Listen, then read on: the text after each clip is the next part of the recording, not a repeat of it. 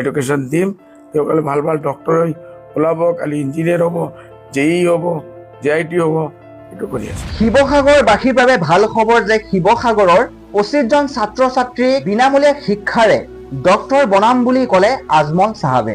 তো শুনকচোন আপোনালোকে এই ভিডিঅ'টোৰ আজমল চাহাবৰ, বদৰুদ্দিন আজমল চাহাবৰ এই মন্তব্যখিনি শুনক যে শিৱসাগৰৰ 25জন ছাত্ৰ ছাত্ৰীক বদৰুদ্দিন আজমল চাহাবে বিনামূলীয়া শিক্ষাৰে তেখেতে 25জন ছাত্ৰ ছাত্ৰীসকলক ডক্টৰ বনোৱা এক সুযোগ প্ৰদান কৰিলে বা তেখেতে এই ভিডিঅ'টোত উল্লেখ কৰিলে। তো আহক আমি বদৰুদ্দিন আজমল চাহাবৰ এই কথাখিনি নিজ মুখেৰে শুনো। ফ্লাড এফেক্টেড এৰিয়া যিমান ল'ৰা ছোৱালী যদি আজমলত যাবলৈ বিচাৰে নিট এক্সামৰ কাৰণে, আমি ইনশাল্লাহ 25 ষ্টুডেণ্ট বয়জ এণ্ড গাৰ্লছ যি হওক কম বেছ হওক, এই হিচাপে আমি 100% ফ্ৰী তেওঁসকলক আমি এডুকেশ্যন দিম।